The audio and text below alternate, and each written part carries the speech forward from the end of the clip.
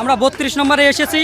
আমরা জানেন জুলাই আগস্টেও আমরা রাস্তায় অবরোধ করেছি এবং জুলাই আগস্টেও আমরা সবসময় মাঠে ময়দানে থাকছি এবং যারা উপদেষ্টা হিসেবে দায়িত্ব পালন করতেছে এবং জানেন সমন্বয়ক যারা তাদের টার্গেট করতেছে, জানে যে সমন্বয়কে যদি আমরা মেরতে পারি মেরুদণ্ড ভেঙে দিতে পারি তৈরি পারে বাংলাদেশটা আবার আমরা ভারতের দালাল হিসেবে আমরা কার্যকর করতে পারবো এবং বিক্রি করতে পারবে। কিন্তু এই যে উসমান ভাইকে যে গুলি করে মারা হয়েছে এটা ভারতের থেকে আসা হয়েছে এবং ভারতেই চলে গেছে।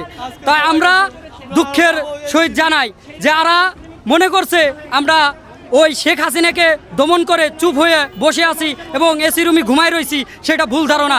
আবার তারা প্রমাণ করে দিল আমরা জনতা আবার একতা হয়েছি। আমরা হিন্দু, মুসলমান, খ্রিস্টান এবং সকলে একবদ্ধ হয়ে এই স্বৈরাচার এবং আওয়ামী লীগ এবং ভারতের দালাল যারা আছে বর্তমান বাংলাদেশে অবস্থান করতেছে তাদের আমরা প্রতিরোধ করব। আমরা মাঠ ছেড়ে কখনো যাব না।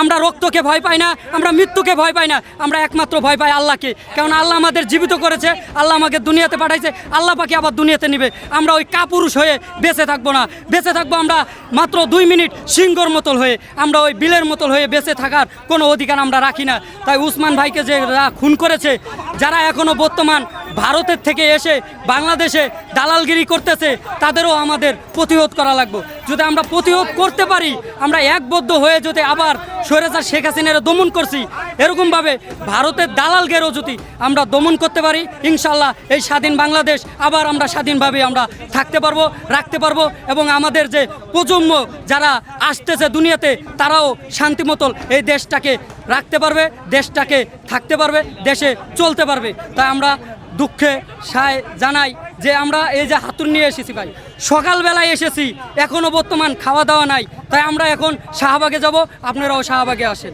ধন্যবাদ।